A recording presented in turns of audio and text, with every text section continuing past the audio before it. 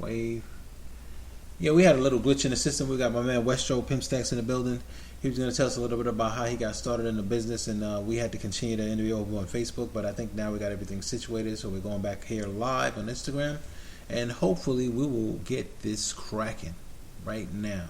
If you want to tap in right quick, then we'll get it started for sure.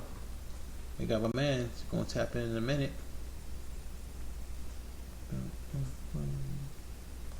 Tap in. So, yeah, sometimes we have a little bit of a connection problem or a mic problem or a sound problem or a technical computer problem. That happens. But, you know. There you go.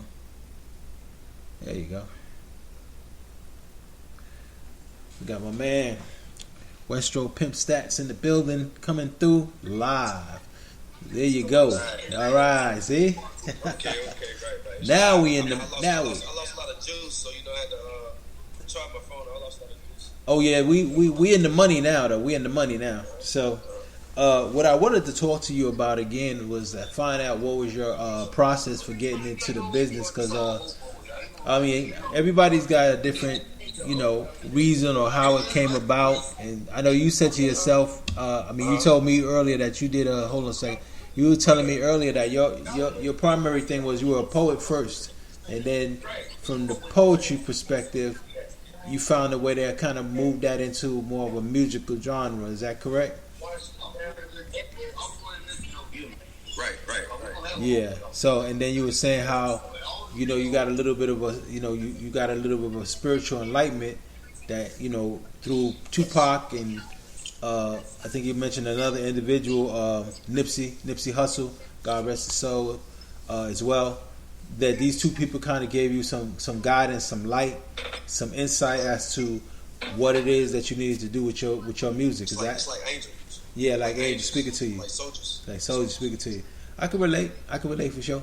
A lot of people have a lot of different experiences, and some people they can't really, how can I say, they can't really translate it into what it was that they went through or what they experienced, and sometimes, you can, I mean, I can bear witness to the fact that, when I was early on in my age, at about 19 or so, I got a lot of awareness and got a lot of knowledge. Some things I couldn't understand at that age, and then at 53 now, I can understand it now, and I couldn't understand it then. So, you might be getting knowledge that might be useful now, or it might be knowledge that you might put in the toolbox for later. Right. So, the good thing is to know that you're getting, on a track, that you know what you want to do, what you're doing with your music.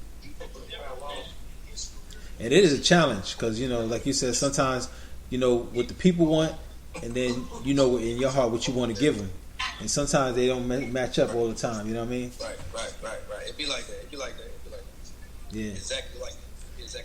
So you got to decide what it is that you're going to do, as far as what you want to do, but you're going to have to either stick to your guns or modify a little bit. And at the end of the day, as long as you're at peace with what you did or what you do, that's what matters. You got to be at peace. I mean, even artists nowadays, they got different styles. Some people that's old, like when I say old, I say classic. I consider classic hip hop somebody like Jay-Z.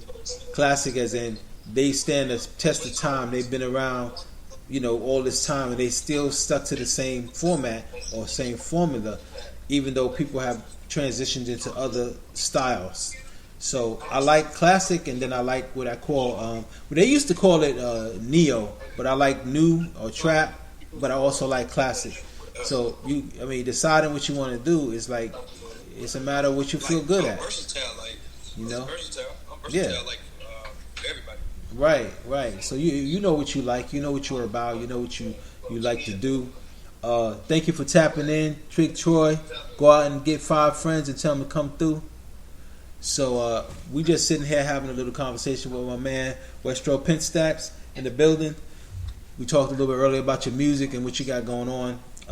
You're an avid sports fan. Do you also go to Vegas, and do you get involved with DraftKings and any of that stuff like that, or?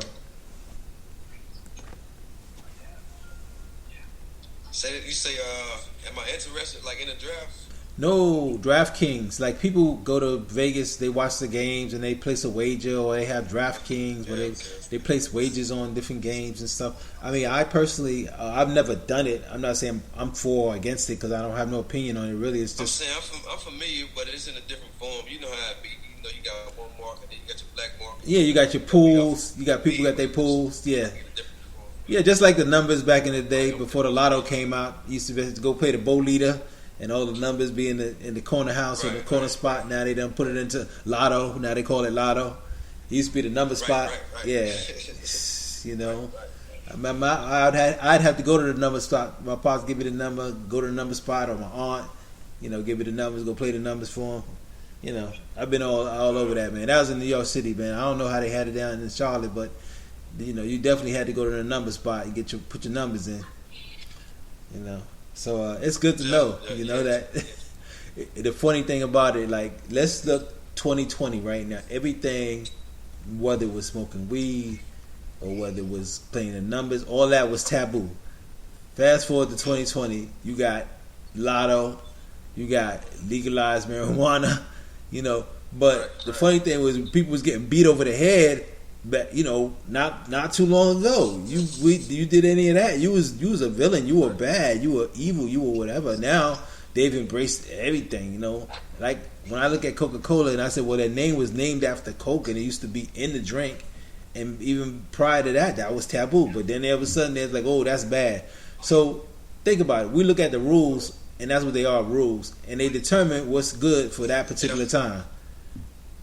That time and this time, okay, this is legal, this is ain't legal. Oh, tobacco, smoking. Oh, smoking cigarettes. Oh, it's legal, it's not legal. Alcohol. Oh, it's legal, it's not legal. So we sitting around waiting for people to make the next rule. Outlaw this and in-law that. Like, seriously? That's why it really is truly, I mean, I'm going to give you some insight. Like, I declared my nationality as a Moor, like, back when I was 19. The other day, yesterday, there's this article. It's called... well, basically, it defines you as being a person who has a different status as a citizen, as a Moorish American. And when it talks about that, it talks about the tax or non-tax of this person. So I was reading up. I seen a brother had an ID card, and I seen it says on the card AA 222141. That's, I think it's title, section, chapter. It's a legal area in the code of law. You have to look up code of law. So long story short I was like, oh, I remember that number. So what happened was I had the document for non-tax status and all that when I was 19. But when I moved out, my pops just threw everything away. And he didn't know nothing about nationality or knowledge of self, nothing like that. So that's garbage to him. He took the feds, threw it out. Took the documents, threw it out. Just threw everything out. So I'm fast forward when I see this brother with the ID card and I read it. So I start to reach. I said, oh, it said constitutional law. I went and tapped in the numbers online and read what it said. It spoke about the Moroccan Treaty, which was supposed to be respected and adhered to. The treaty also took up countries like Turkey. That's why they get a special status. Egypt. That's why they get a special status. That's why when they start hitting on Muslim countries, there's certain Muslim countries that they don't mess with, because there was a treaty with Eisenhower. Back when Eisenhower was in office, there was some agreements between U.S. and certain countries. To say that is to say there's a lot of knowledge that you get, like when you're 19 and you're like, I don't understand this. And then all of a sudden it hits you at 53 and you're like, whoa, that's what that was about. That's what that was.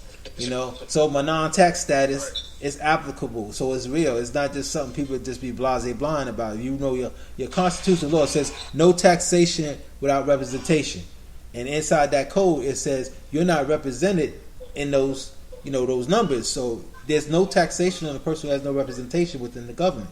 Now you have to have a Moorish American in that government to have representation, and they don't have it. So as a result of that, you're not supposed to be taxed. And that's in their own law. This ain't something that people, I know you hear people out there be saying a lot of stuff. This is in the Constitution, in the Code of Law. This is in the government stuff, in the Library of Congress and all that. So I, as a 19-year-old, I was talking to elders and they was talking way over my head.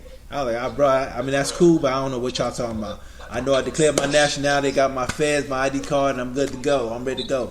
And I really wasn't really conscious like that. But now as I got older, I found out more and more. So anyway, the journey you took or the journey you taking, that's just your journey. You know what I mean? You got a journey. You got a testimony. You got a journey.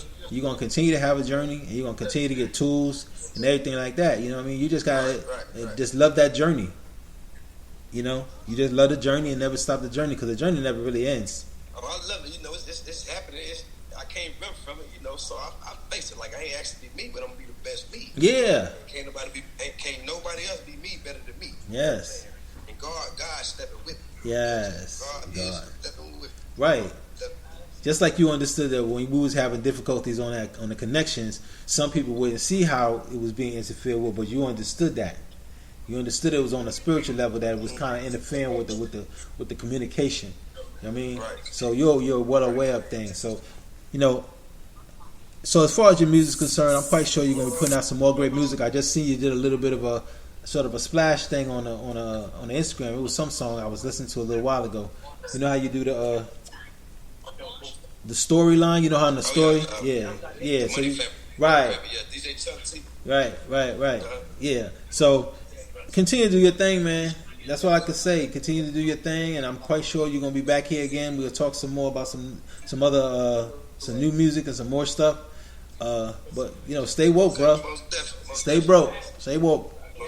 All right. With that being said, we're gonna tap out, man. Thank you for tapping in. All right, we up. All right, now. Most definitely. All right. So, Give Me the Mic show, real talk, real issues, and feel good music. That was a long continuation of the conversation that was taking place on the Facebook side. And we just got into some other information and some other things that he was talking about, what he had knowledge of as far as why he was guided in the way that he was to make the music that he was making now. And I mean, every artist has their own story. So continue to, you know, in your journey, like I continue my journey. Time now is 8:15. We went a little bit over, but you know what? That's what happens sometimes. Give Me the Mic show, real talk, real issues, feel good music. I'll talk to you soon. If you want to know the schedule, it's usually 6 o'clock Facebook, 7 o'clock Instagram. On Saturday, 5 to 7, we got Hot 16, your best 16 bars come through. Music review as well. And that's it. We're going to keep moving. Peace. Stay woke.